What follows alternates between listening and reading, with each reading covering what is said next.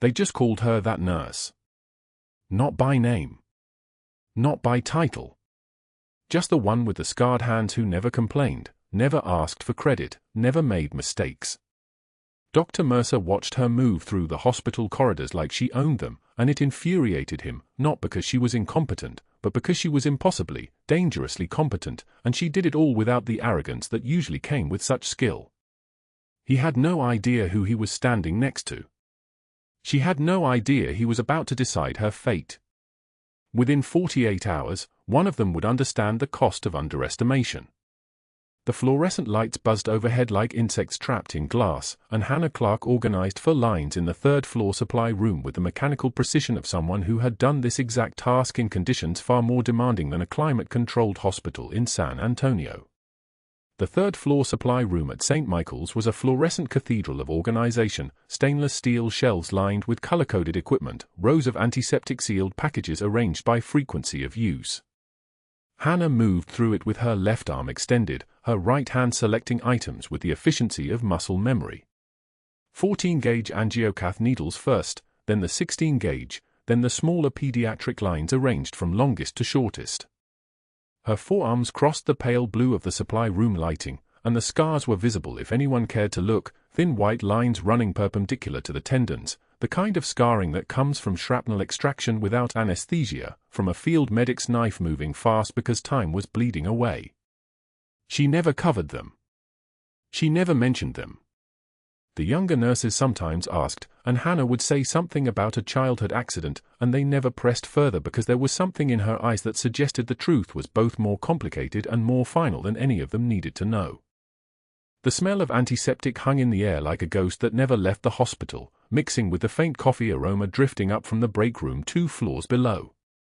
Her hands moved steadily, never trembling despite the slight limp in her left leg when she turned to reach the upper shelves, compensation from an IED blast in Loga province that had thrown her against a concrete barrier 6 years ago. The leg worked fine. Most days she forgot about it entirely. But her body remembered. Her body always remembered. Dr. Mercer appeared in the doorway at 7:56 a.m., his shadow falling across the white tile floor like a prediction. Hannah didn't look up from the 4 lines she was restocking, didn't change her breathing or her pace. She had learned long ago that acknowledgement was sometimes the same thing as surrender, and she had spent her entire adult life refusing to surrender. Reorganizing again, I see, Mercer said, his voice carrying the particular contempt reserved for people he decided were beneath him.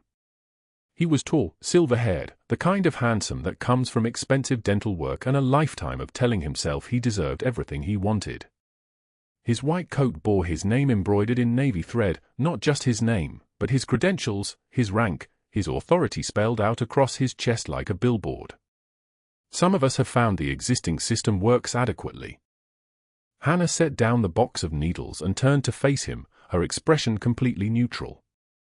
Her jaw tightened almost imperceptibly, the only concession to any emotion. When she spoke, her voice was steady, measured, without inflection. The current system has 23% unused shelf space and requires 3 additional steps to locate pediatric lines during emergencies. This reduces it to 8%. Mercer's eyes narrowed. He didn't like being corrected by a nurse, especially not one who seemed to have conducted some kind of efficiency analysis without his approval. Your job is to stock supplies, not to reorganize hospital protocols. Yes, doctor, Hannah said, and turned back to her work. She returned her attention to the 4 lines with complete focus, her hands resuming their steady motion, selecting and placing with the precision of someone performing surgery on something that couldn't bleed.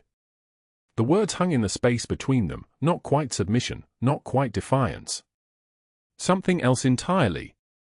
Something that made Mercer's jaw clench because he understood, at some level he couldn't articulate, that her compliance was not respect.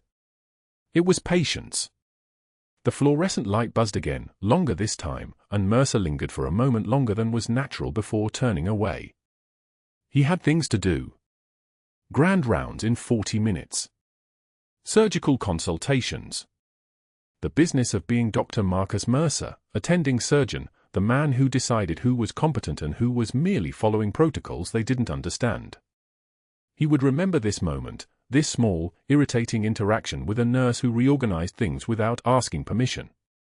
He would remember it because it had felt like a challenge, and challenges were things that needed to be addressed. Hannah waited until his footsteps receded down the corridor before she allowed her shoulders to relax fractionally. She set down the medical supplies and walked to her locker at the end of the supply room, a small grey metal box with her name on a tape label. Inside was her ID badge, 2 spare pairs of scrubs, a water bottle, a granola bar she'd forgotten about 3 weeks ago, and beneath everything else, tucked carefully beneath the spare scrubs, a folded American flag. The flag was smaller than a regulation military burial flag. This one had been folded by hands that belonged to a medic named Torres, folded over the remains of a unit they'd been with, one of their own, in a FI base outside Baghdad in 2015. The flag had moved with her across 3 continents, through 2 different addresses, past relationships that ended because she couldn't explain where parts of her went when she looked at distant things. The flag never moved. The flag never changed. The flag was the only tangible evidence that Captain Hannah Clarke had existed anywhere outside of classified Pentagon records. She touched the flag with 2 fingers, the way someone might touch a prayer, then replaced everything else on top of it and closed the locker door. The sound it made was soft, metallic, final.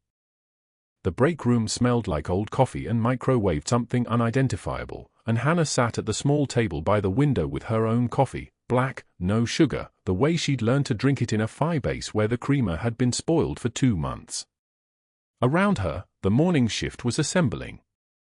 Residents in navy scrubs checking their phones. Nurses reviewing patient charts. A physical therapist eating yogurt from a plastic cup and reading something on her tablet. Nobody spoke to Hannah.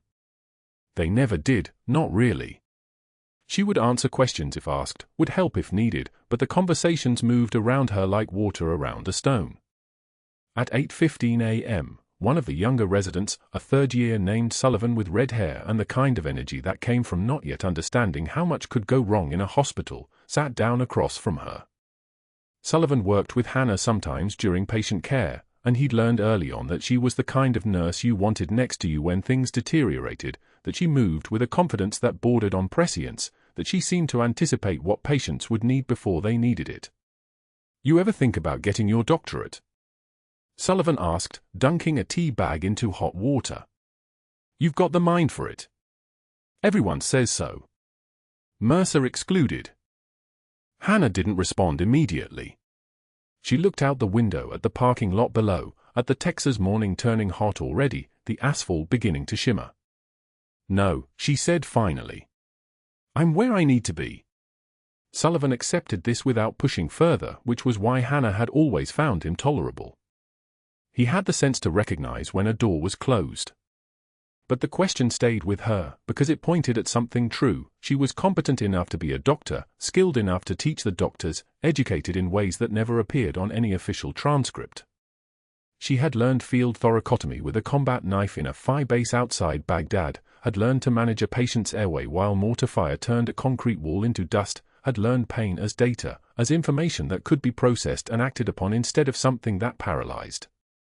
She had learned to move with terrifying fluid precision when lives were balanced on the edge of decisions that couldn't be unmade. But Hannah Clarke, the nurse, was exactly what she was supposed to be. She was invisible. She was trustworthy. She was the kind of person doctors didn't have to be threatened by, because she never asked for anything except to do her work well. She had spent 6 years carefully building this persona, carefully burying the woman who'd been called Nightingale 6 by soldiers in Baghdad, carefully forgetting the rank that no longer officially existed, carefully ensuring that no one connected the nurse restocking for lines with the captain whose name had been redacted from every official record after the operation had gone sideways and the Pentagon had decided that some people were liabilities better left forgotten. Dr. Mercer made his first move during Grand Rounds at 9:53 a.m.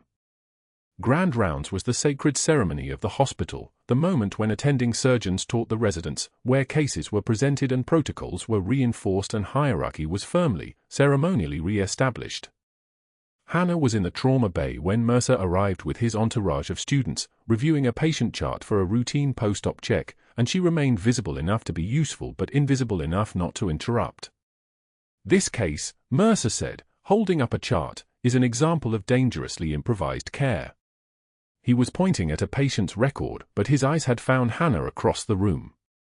A patient presents with a cascade of complications stemming from inadequate initial assessment. The nursing notes suggest he paused, for effect, an unclear understanding of protocol. He looked at the medical students directly. This is what happens when people in certain positions exceed their authority. This is what happens when someone attempts to perform functions for which they lack proper credentials. The room went completely silent. The machines continued their quiet electronic chorus, the ventilator wheezing its mechanical rhythm, the monitor beeping its steady pulse, but every human sound had stopped. The students shuffled, uncomfortable. One resident coughed. Hannah continued writing her notes on the chart, her hand moving with absolute steadiness, her jaw tight but her expression unchanged. Mercer was waiting for her to look up. He was waiting for shame or anger or fear to register on her face. He was building something, Hannah understood. He was laying groundwork. She didn't give him the satisfaction. When she finished her documentation, she simply placed the chart back in the file, checked the patient's full line, confirmed the infusion rate, action after action, professional, precise, utterly without reaction. Then she walked past Dr. Mercer toward the corridor, and he had to step aside because the space she occupied didn't yield. What he didn't know was that she had done this exact thing before. She had stood in a fire base under indirect fire and processed an incoming casualty while bullets sparked off the metal walls, and she had not flinched then either. What he didn't know was that the scarred hands he might have glimpsed during that moment had held people together through conditions that would have broken him. What he didn't know was that Hannah Clarke was not a nurse who had delusions of being a doctor. She was something far more dangerous. And she had just made a very serious mistake in deciding to test her composure. The next 48 hours would reveal exactly how serious that mistake had been. The conference room at St. Michael's smelled like antiseptic and ambition, that particular blend of bleach and the cologne of men who'd climbed far enough to forget the climb.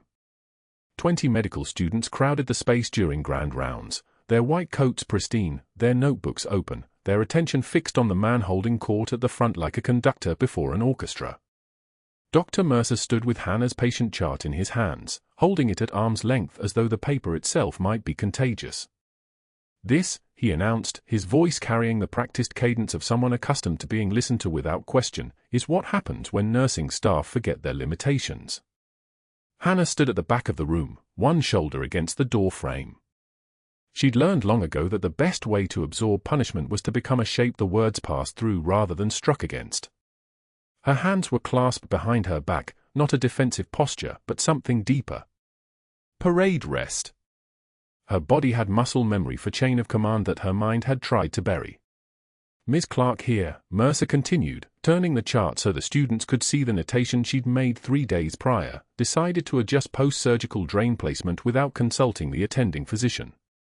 Dangerously improvised care. The kind of care that gets people killed. He let that sentence hang in the air like humidity before a storm. Did any of you wonder whether she even completed her nursing degree? A medical student near the front, young, hungry, practicing the art of flattery through agreement, laughed quietly. Others joined in, that nervous laughter of people trying to identify which side power was standing on. Hannah's jaw tightened. A muscle jumped in her cheek once, twice, then settled into stone. Her face remained completely neutral, a mask so perfect it looked like absence. She'd held wounded soldiers whose screams could shatter glass. She'd worked by flashlight in a tent that smelled like copper and diesel fuel while mortars walked closer. This was easier. This was just words. Just a man in a pressed suit questioning whether she had the right to be alive in the space she occupied. Mercer turned back to his audience, his smile widening slightly as he noticed her absolute lack of response. That's what men like him fed on, the satisfaction of seeing someone flinch. When there was no flinch, no tears, no defensive explanation, it only made him hunger more. He launched into specifics about drain placement protocols, about the hierarchy of decision-making in surgical care, about nurses who mistook confidence for competence. He never looked at Hannah again. He didn't need to. The message had been delivered, absorbed, and left to work like poison in the bloodstream.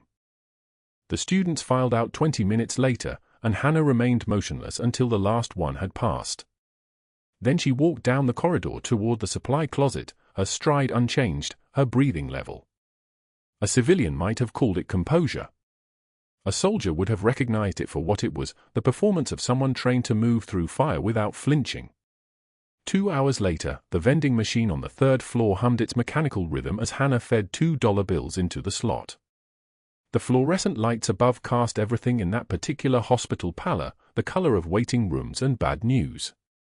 She selected black coffee, watching the paper cup drop into the slot with the soft thud of small defeats. "Did you hear about Mercer's assessment?" a voice behind her said, tall resident, name she'd heard once, context she'd forgotten. "Says that nurse, what's her name, Clarke?" He might have fabricated some of her credentials. "Makes sense. She acts like she thinks she's a trauma surgeon or something." The second resident laughed, the sound like gravel in a blender. "Probably watched too much Grey's Anatomy." Hannah's hand didn't shake as she collected her coffee. Her fingers didn't tremble against the hot paper. She turned, registered their faces with the flat gaze of someone photographing evidence, and walked past them as if they were furniture. Not with dignity. Dignity required acknowledging the dignity of the other person. She walked past them as though they literally did not exist in her universe, a technique she'd perfected in Baghdad when soldiers decided to test her authority. The corridor swallowed her silence. Behind her, she heard one resident whisper to the other, and that's when she knew Mercer had chosen his vector correctly. He hadn't attacked her directly. He'd made her a symptom, a lesson, a cautionary tale. By the time she reached the parking garage 30 minutes later, her shift finally ending, the narrative had probably already spread to 3 different departments. Her decade-old Honda sat in the back corner, navy blue paint oxidized to the color of old bruises. Hannah slid into the driver's seat, closed the door, and for the first time that day, let her hands move without permission. They clenched white-knuckled against the steering wheel, the kind of grip that could bend aluminum. Her breathing came faster, not from panic but from the physical effort of containing something that wanted to move, to act, to fix this the way you fixed problems when you had combat authority and rules of engagement instead of hospital policies. She sat that way for 11 minutes. Her eyes stared at nothing. Her mind calculated equations with variables she couldn't control, the cost of speaking, the cost of silence, the cost of being seen. Eventually, the trembling that had nothing to do with fear subsided into stillness. She released the steering wheel. Her hands rested on her lap. She started the car and drove home with the careful precision of someone piloting a vehicle through a minefield. The next morning arrived with the particular weight that follows humiliation, not the sharp pain of the moment, but the deep ache of knowing it will happen again. Hannah walked through the staff entrance at 6:38 a.m., 43 minutes before her shift officially started. The ICU was still in the quiet hours, nurses charting, monitors maintaining their steady electronic heartbeat. She was restocking for sets in the supply room when Dr. Mercer appeared in the doorway like weather moving in. "Hannah, a word about proper protocol," he said. There was no question mark in his voice. It wasn't a request. It was the way you spoke to subordinates. "I'd hate for there to be misunderstandings about your scope of practice. Security is very particular about unauthorized personnel in restricted areas." The message crystallized inside her chest, know your place. Don't reach above your rank. Don't forget that I can make your presence here officially unwelcome. She met his gaze with zero reaction, held it for exactly 3 seconds, long enough to register that she'd heard him, short enough to avoid any semblance of confrontation. Then she nodded once, a military acknowledgement that meant nothing and everything. She continued organizing for sets with the same methodical precision she'd been using before he entered, treating his words the way soldiers treat distant artillery, acknowledged, catalogued, survived. Mercer lingered for 7 seconds, waiting for something, a response, a defense, a crack in her composure. When nothing came, he withdrew, but his presence seemed to remain behind him like smoke. Hannah finished restocking, checked her watch, 6:58 a.m., and moved toward the ICU floor. Her shift was about to begin. The morning stretched forward like any other morning. Routine checks on post-op patients, vitals charted, medications documented. Hannah moved through the work with the efficiency of someone who'd done it under conditions infinitely more hostile than fluorescent lighting and electronic monitors. But her awareness had sharpened.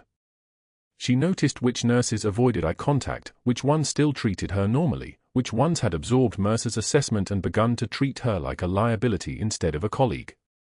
It was 2:08 p.m. when the code blue alarm shattered the relative quiet of the fourth floor. The sound came in staccato bursts, urgent, mechanical, the audio equivalent of systems failing.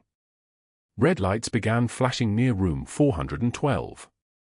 Hannah was 3 rooms away, finishing a dressing change, and she moved toward the sound with the automatic response of someone trained in emergency protocols. The chaos resolved itself as she approached, monitors screaming, a young resident frozen at the bedside, a Green Beret colonel named Patterson, 48 hours post-op from routine gallbladder surgery, crashing with his pressures dropping like a stone thrown into deep water. Hannah's hands began moving before her conscious mind caught up. Assessment. Pulse points checked with the speed of someone who'd triaged in conditions where time was measured in minutes until bleeding out. A combat medic, assigned as the colonel's personal aide, early 30s, the kind of face that had seen things, stood frozen as Hannah grabbed the laryngoscope from the crash cart. He watched her hands move through the diagnostic sequence, and something shifted in his eyes. "The way you just checked his carotid," he muttered, voice low enough that only Hannah heard it. "That's not civilian technique." She ignored him because there was no time for explanation, no space in the emergency for defending her qualifications. The monitors screamed their algorithmic panic. The colonel's O2 sat was dropping. Pressures at 60/40. Her assessment crystallized, cardiac tamponade. Fluid around the heart, crushing it like a fist. Minutes before arrest became permanent. Dr. Mercer's voice cut through the chaos from the doorway, precise and commanding. "Step back, Ms. Clarke. Dr. Rashid will handle this." But Rashid was 3 floors away in an active surgery that wouldn't conclude for another 2 hours. The monitors didn't care about hierarchy. The colonel didn't care about protocol. Hannah looked at the crash cart, at the medic whose jaw had gone tight watching her work, at the young resident whose hands were shaking too badly to assist anyone. She looked at Dr. Mercer. "I said step back," Mercer repeated, his voice carrying the full weight of institutional authority. "That's an order." The colonel's pressure dropped to 58/39. The monitor's rhythm began to deteriorate. In Baghdad, she'd made decisions exactly like this one: act and potentially violate regulations, or stand down and watch people die. She'd always chosen the same way. The code blue alarm shrieks through the 4th floor at 2:24 p.m. Cardiac tamponade. Colonel Patterson, 48 hours post-op from routine gallbladder surgery, is crashing hard. His heart rate climbing. Blood pressure collapsing. The monitor's screaming in that clinical language that means death is already walking through the door. Hannah is restocking the crash cart 3 rooms away when she hears it.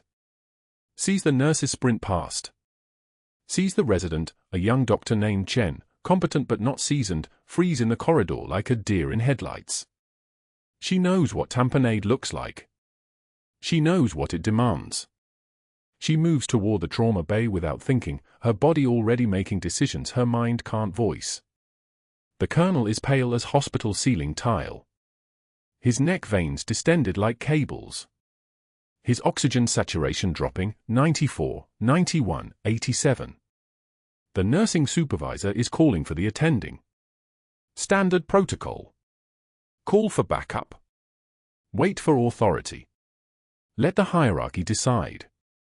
Hannah knows better. In Baghdad, she'd made decisions exactly like this one: act and potentially violate regulations, or stand down and watch people die. She'd always chosen the same way. Dr. Mercer arrives first, moving through the doorway with that calculated confidence of his, already pulling his stethoscope from around his neck. He hears it immediately. The muffled heart sounds. The absence of normal cardiac tone. His face darkens. Not from concern. From irritation that something this serious has chosen his hospital, his time, his authority. Get into the OR, Mercer commands, voice steady and absolute. Prep for an emergency pericardiocentesis.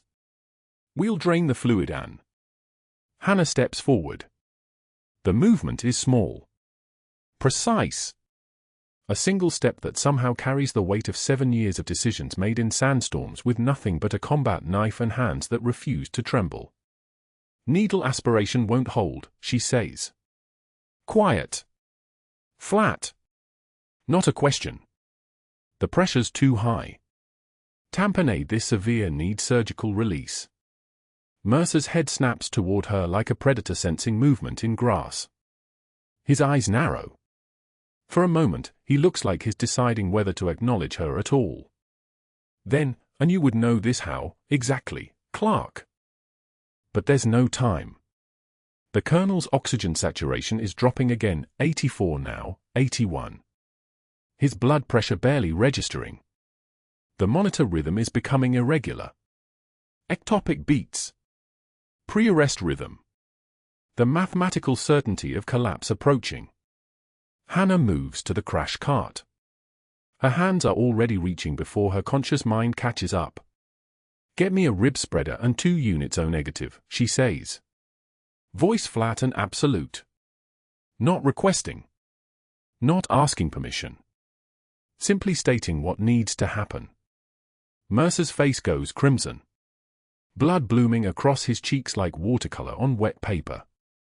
He steps directly into her path, his voice dropping to something worse than a shout, something cold and controlled and absolutely lethal. If you crack that chest without authorization, I will have your license before he's even intubated, he hisses. You will step back, or I will personally escort you from this hospital. Hannah doesn't respond.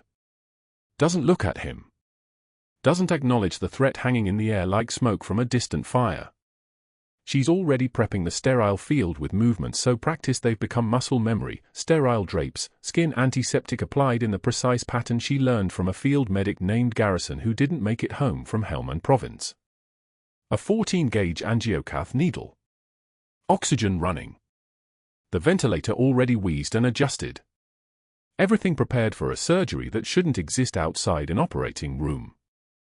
The combat medic assisting, call sign Breaker, on loan from Brooke Army Medical Center, scrambles to keep up with her pace. His hands moving fast, understanding something is happening here that transcends hospital protocol. His military training recognizes something in her movement. Something that speaks a language only combat veterans understand. Hannah makes the incision between the Colonel's ribs with precision that makes the medic freeze mid-pass. Recognition flashing across his face like sudden understanding.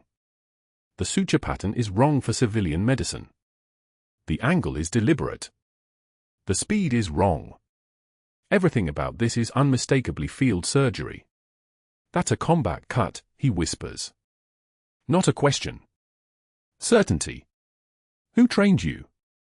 Hannah doesn't answer. The pericardial sac opens under her fingers. Blood floods out in a sudden rush, the pressure releasing like air from a balloon that's been holding too long.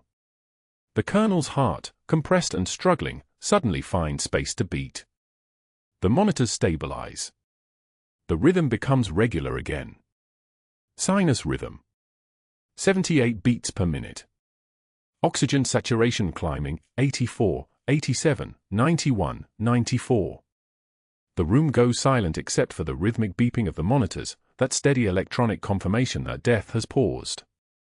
Just paused. Not fled. Mercer's voice cuts through the silence like a blade. Venomous. Controlled. The kind of fury that doesn't need volume to carry weight. Everyone out. Now.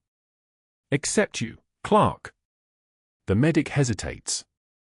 His eyes move from Hannah's steady hands, now closing the emergency incision with movements that look choreographed by someone who's done this 1,000 times in conditions 1,000 times worse, to Mercer's calculated rage. For a moment, Breaker looks like he's considering whether to stay. Whether to witness. Whether to protect. Sir, she just saved. Out, Mercer says. The medic leaves. Hannah strips her gloves with careful deliberation. Her face is completely neutral despite what's coming.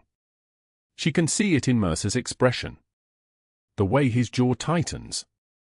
The way his hand moves to his phone with the precision of someone who's already written this script in his mind. "That was your last procedure," Mercer says quietly. Quietly is worse than shouting. Quietly means he's certain.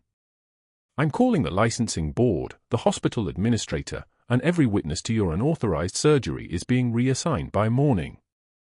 I'm also contacting the State Board of Nursing. You won't work in medicine again, Clarke. Not in Texas.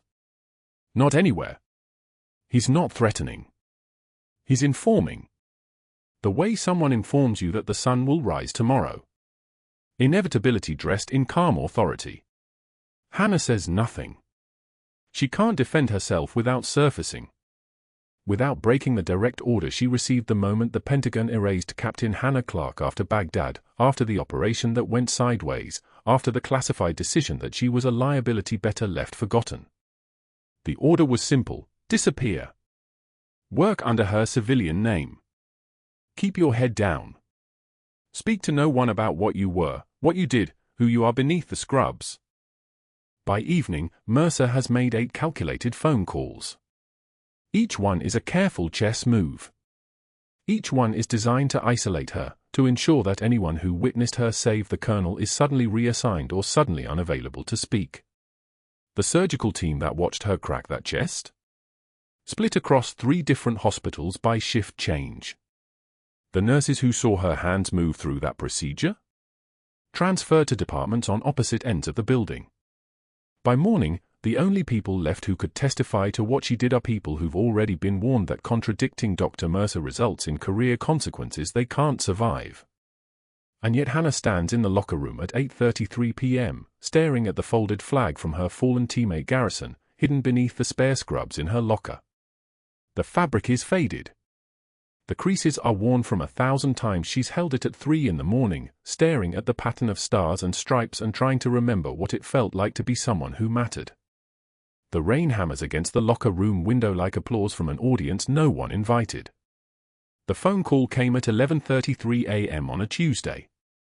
Dr. Mercer sat in his office on the 4th floor, door closed, dialing the Texas Medical Board with the precision of a man executing a long-planned strategy.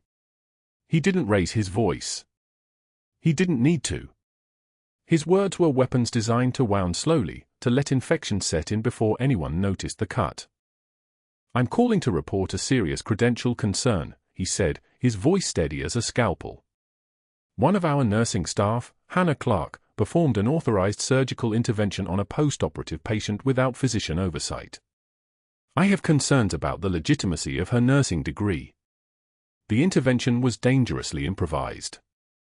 I have documentation." The licensing board representative took notes. Mercer knew how this worked. He'd done it before. Not with sledgehammers, never with sledgehammers. With paperwork. With official channels. With the kind of precision that left no fingerprints. By 2:15 p.m., the surgical staff who'd witnessed Hannah save Colonel Patterson received new assignment notices. Dr. Harrison, the resident who'd handed her instruments without hesitation, found himself reassigned to pediatrics for the next 6 weeks. The surgical nurse who'd steadied the patient during the procedure got transferred to the 3rd-floor medical wing, effective immediately. Dr. Landry, the attending who'd stepped back and let Hannah work, received a memo about optimizing resource allocation across departments. They were scattered like breadcrumbs, each one isolated, each one aware that speaking up would mean disrupting their own careers. The shift schedules changed that evening. Hannah's Tuesday, Thursday, Saturday rotation shifted to Tuesday, Friday, Sunday, staggered in a way that guaranteed she'd work alone, without the nurses who'd seen what she could do. Mercer had calculated this with the precision of someone playing chess against opponents who didn't know the game had started. The investigation would follow. The board would subpoena records. But by then, there would be no one to confirm that what Hannah did was anything other than dangerous overreach. By 4:33 p.m. Thursday, hospital administration had drafted the suspension notice. The HR director, a woman named Patricia Chen who'd worked at St. Michael's for 18 years and had never once questioned a directive from Mercer, carried the envelope downstairs to the supply room. The same supply room where Hannah had stood alone that morning, restocking trauma shears with the kind of methodical precision that came from having done it 1,000 times before. Hannah was reaching for the uppermost shelf when the door opened. Patricia Chen entered first, her face carefully neutral, the expression of someone delivering news she'd been instructed to deliver without inflection. Behind her stood Dr. Mercer, his white coat pristine, his face arranged in an expression of professional concern. He looked like a man watching a subordinate fail to meet expectations. "Hannah," Patricia said, and her voice carried the weight of institutional authority. "We need to talk." Hannah turned. Her hands were steady. Her breathing was steady. Everything about her was steady, the way it had been in Baghdad when the mortars came, and there was no time for panic, only for the next task, the next breath, the next decision. "I'm going to need you to step into the administrative office," Patricia continued. She held out the envelope. It was manila, standard hospital issue, the kind that contained terminations and investigations and the official end of things. "This is notification of suspension, pending investigation into an authorized surgical intervention, credential verification, and multiple reports of conduct unbecoming." Hannah took the envelope. Her fingers didn't shake. Her jaw clenched once, a single involuntary tightening of muscle that lasted perhaps half a second, and then she was still again. "The Texas Medical Board has initiated a formal inquiry," Patricia said, reading from a document inside the envelope without meeting Hannah's eyes. "Until that investigation concludes, you are suspended from all clinical duties. You're not to enter patient care areas. Hospital access will be restricted. Security has been notified." Dr. Mercer stepped forward. He didn't raise his voice. He didn't need to. "I've ensured the board understands the severity of this matter," he said, and something in his tone carried the weight of finality. "I have provided them with comprehensive documentation. Witness statements. Documentation of your scope creep. The investigation will be thorough, Captain." He paused, letting the word land like a blade. "I mean, Ms. Clarke. This will not end well for you. Not without cooperation." The way he said captain was not respectful. It was a weapon. He'd learned something, then. Not everything, perhaps, but enough to throw the word like a punch. Hannah met his eyes. Steady. Flat. The kind of gaze that had looked across firefights and dust storms and the bodies of people she couldn't save. "I understand," she said, and her voice was so low, so controlled, that Mercer had to lean slightly forward to hear it. She didn't ask what cooperation meant. She didn't ask about the investigation. She didn't ask anything at all. She left the supply room at 4:41 p.m., after Patricia and Mercer had gone. The locker that had held her spare scrubs, her phone charger, and the things that anchored her to this place remained open. Hannah packed it like she was packing a field kit, no wasted motion, no sentiment, just the efficient removal of her presence. The cracked mug with a faded Marine Corps emblem went first. It had survived 3 deployments. The ceramic was chipped along the rim from where it had been dropped during a mortar attack in 2015, and she'd glued it back together with a 2-part epoxy that smelled like gasoline. The glue had held. The mug had survived. Now it went into the cardboard box the supply room had provided. Next came the dying succulent, a small jade plant she'd kept alive in a coffee cup with holes punched in the bottom for drainage. 3 years she'd had it. 3 years of watering it with the meticulous attention she gave to everything in her life. The soil was dry now. The leaves were beginning to curl. She'd spent so long keeping it alive that she'd forgotten to ask why she was trying. It went into the box. And then the photograph. Her medic, Sergeant David Chen, no relation to Patricia in HR, no connection to anything except the fact that he'd stepped in front of shrapnel meant for her, and then there had been more shrapnel, and then there had been nothing. The photograph was from before deployment, before the operation in Baghdad that the Pentagon had decided to classify so thoroughly that Captain Hannah Clarke had been erased from official records like a name scratched from a roster. In the photo, David was grinning, his arm around her shoulders, both of them in desert camouflage, the sun setting behind them in shades of gold and blood orange. She looked at that photograph for a long moment. Then she placed it carefully into the box. Last came the folded flag. The flag that had covered a coffin that she couldn't attend. The flag that she'd been given by someone in the Pentagon who apologized without saying they were sorry, who handed her the folded triangle of cloth and said, "We appreciate your service," as if service was a transaction that could be balanced with linen and stars. The flag was perfect, creased with military precision, each fold sharp enough to cut paper. She placed it on top of the other items, and then she closed the box. By 6:15 p.m., Hannah stood at the bus stop 3 blocks south of St. Michael's, on San Antonio Avenue, where the street lights were beginning to flicker on against the darkening sky. The rain had started at 5:30, the kind of late spring storm that comes without warning and settles in for hours.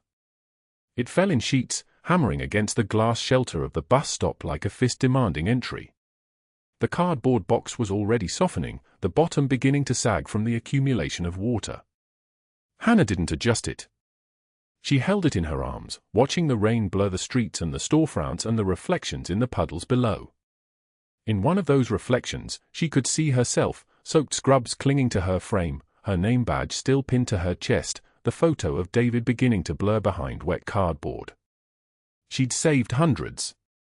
In Baghdad, in field hospitals and evacuation sites and in the back of homes with barely enough light to see, she'd applied tourniquets and sutured wounds and held the hands of 19-year-olds who were about to stop breathing. She'd written reports that would be classified and filed and never read by anyone outside a secured facility. She'd received medals that she would never wear in public, and a rank that would be erased from official records, and a designation, Nightingale 6, that fewer than 400 people in the world would ever know was real.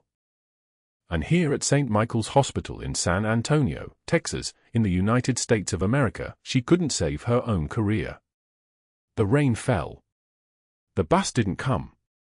The reflection in the puddle stared up at nothing, and Hannah Clarke, Captain Hannah Clarke, Nightingale 6, the woman who'd operated on insurgent commanders and American soldiers with equal precision, who'd held lives together in her hands in a language of stitches and speed and absolute focus, stood at a bus stop at 6:08 p.m. on a Thursday evening, with everything she'd carried from her locker slowly disintegrating in a cardboard box, and let the rain fall on her face where no one would see the tears if they came. A car passed. The spray from its tires splashed dirty water across her legs, soaking through to her skin. She didn't move. Inside the box, her hospital badge, Hannah Clarke, RN, floated in the collected rainwater, the lamination beginning to peel at the edges, her unsmiling photograph staring upward at the darkness. Around her, the city moved with the indifference of people who didn't know what they were looking at. But that wasn't the worst part. The worst part was the silence. The worst part was knowing that she couldn't defend herself without surfacing classified information that would make the Pentagon phone her at 3 a.m. and use words like national security and ongoing intelligence operations. The worst part was understanding that Dr. Mercer had calculated this perfectly, that the very thing that made her valuable enough to save a Green Beret colonel's life was the same thing that made her powerless to save her own. 72 hours after the suspension notice arrived, the ER doors hissed open and the stretcher screamed through. Gunshot wound. Left flank. Trauma Bay 3. Hannah was restocking the crash cart when the trauma team wheeled past. She'd been given menial tasks now, the kind assigned to people the hospital wanted to forget existed. The patient's face was ashen, beard matted with blood, and as he passed her station, his eyes locked onto hers. His lips moved. One word. 2 syllables. Whispered like a prayer. Nightingale 6. Hannah's hands went still. The crash cart supplies fell silent. She hadn't heard that name in 4 years. Nobody in this hospital had ever said it aloud. The translator, because that's what he was, she realized, watching the intelligence analyst's tags on his wrist, was staring at her with the kind of recognition that meant the classified part of her life had just walked through an automatic door. She didn't move. Didn't flinch. Her jaw tightened almost imperceptibly, the only tell, and she turned back to organizing the medications like her hands weren't shaking with something that wasn't fear. It was the vertigo of being seen. A Marine Corps liaison officer stood 3 feet away, reviewing charts near the nursing station. He heard it. His head turned, slow and deliberate, the way trained observers move when they're processing intelligence. He watched Hannah for exactly 2 seconds, long enough to catalogue her reaction, her stillness, the military precision of her movements, and then he walked to his briefcase and pulled out a laptop. His fingers flew across the keyboard. The coffee he'd been holding sat untouched, cooling to the side. 30 seconds. That's all it took. He stood up. He walked directly to her, and his voice was quiet enough that only she could hear it. Captain Clarke. Silver Star citation. Extraordinary heroism during combat operations in Baghdad. 2006 to 2009.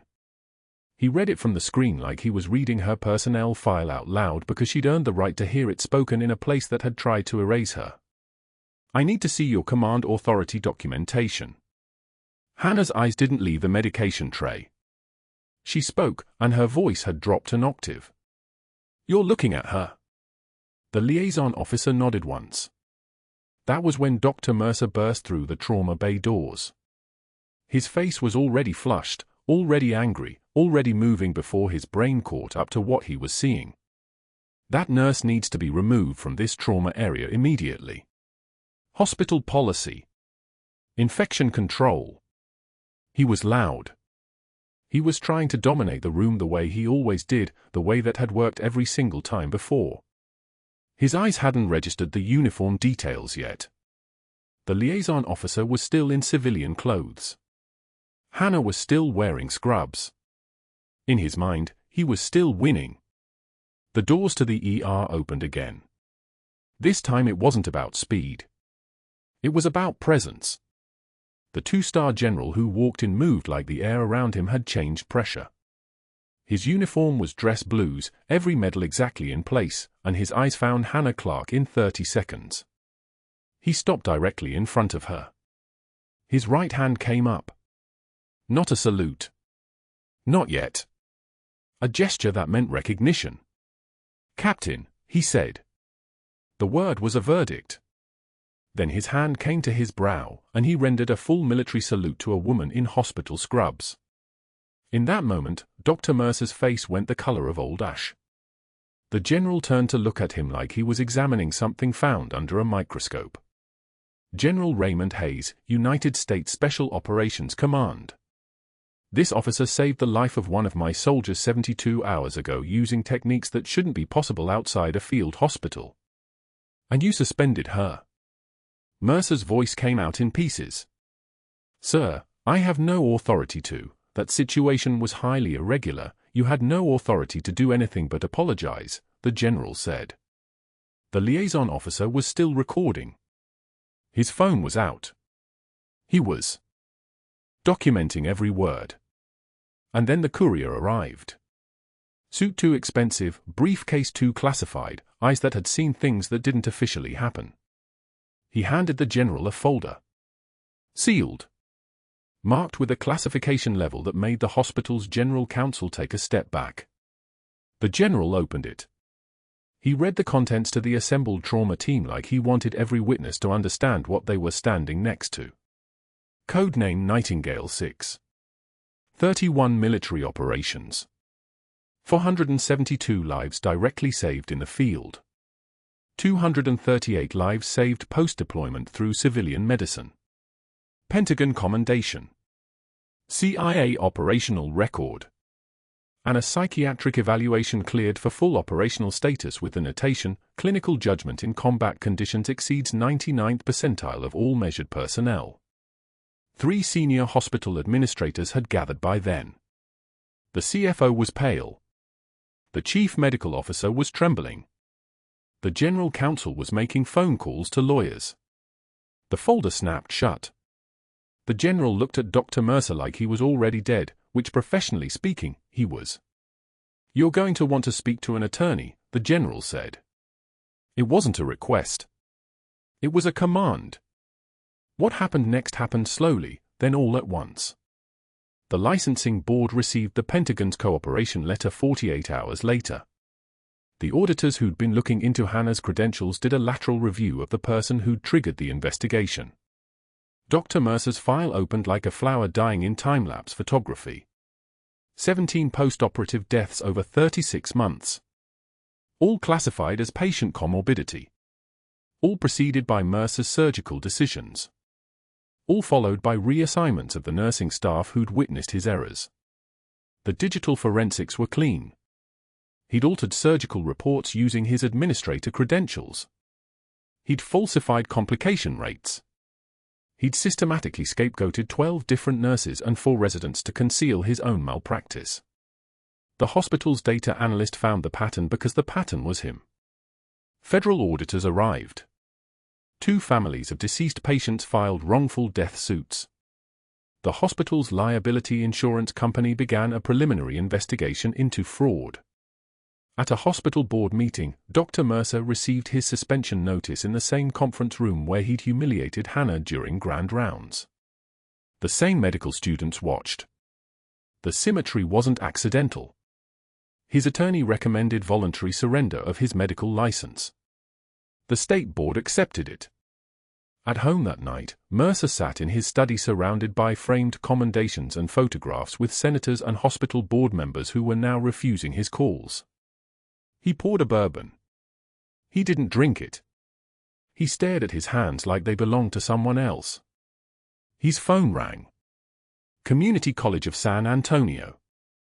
The medical director confirming his start date. CPR instructor. $15 an hour. No benefits. The job posting had been written to specifically exclude him from returning to hospital medicine. Through his window, he could see St. Michael's in the distance, the building lit against the night sky like a monument to something he'd destroyed trying to rule it. The building he'd owned. The hospital where his authority had meant something. He placed the phone down and didn't cry. The trembling wasn't fear. It was restraint. The kind of restraint that comes from finally understanding you've weaponized the wrong thing. Hannah received the offer while standing at that same rain-soaked bus stop where she'd been abandoned 72 hours earlier. St. Michael's Director of Trauma Services. Captain's pay. Full reinstatement with commendation. The hospital wanted her. The Pentagon had made it clear she was theirs, but they would loan her to San Antonio because that's what heroes do when the institution finally sees them. She accepted. 6 months later, Anna Clarke stood at the entrance of St. Michael's Hospital in her full dress uniform. Captain's bars polished bright. Her office on the 5th floor, overlooking the city where she'd been broken and rebuilt. Behind her desk hung the folded flag from her fallen teammate, displayed with honor now, no longer hidden in a locker beneath spare scrubs. The green material had faded in 4 years of darkness. She'd never noticed until the light hit it. The young combat medic from Colonel Patterson's Code Blue requested her unit specifically during orientation. "I knew I recognized that suturing pattern," he'd said. "My instructor in Ranger School showed us your technique. Said it came from the best combat surgeon he'd ever seen." Her team called her captain. Not director. Nom. Captain. And she didn't correct them because they understood something the hospital had refused to see: rank wasn't a title. Rank was the ability to hold steady when everything was burning. On her office wall, beside the folded flag, she hung the rain-damaged hospital badge from the bus stop. The lamination was still peeling. The photo was her in scrubs, smiling, unaware. A woman before the world learned her name. Dr. Mercer walked past that office once on his last day. He carried a cardboard box. Inside it was a coffee mug, medical textbooks, a watch he'd received for 10 years of service. He didn't look up. Hannah didn't acknowledge him. The silence between them lasted exactly 3 seconds. Then her door closed. Outside, the San Antonio sun broke through clouds that had threatened rain. And somewhere in a classroom at the community college, a man in a discount suit prepared to teach CPR to people who would never know that the hands demonstrating chest compressions on the mannequin had once belonged to someone who mattered. Hannah Clarke, nurse, Captain Nightingale 6 had finally stopped hiding. Her team gathered in the conference room for their first staff meeting. 20 faces. 20 people who'd chosen to follow someone who'd been erased and then resurrected in the span of 96 hours. She looked at each of them and said the only thing that mattered. True heroism is what you do when the world stops watching. The rain outside stopped. The fluorescent lights hummed their mechanical prayer. And in that room, surrounded by people who understood that the smallest person could move mountains, Hannah Clarke took back her life. If you've ever been underestimated by someone who didn't know your true value, if you've ever had to stay silent when you wanted to scream, if you've ever known something the world refused to see, subscribe to understand how truth always surfaces. Like this video. Comment whether you would have stayed silent or let the world know. And follow for more stories about the people who save lives in the places nobody's watching.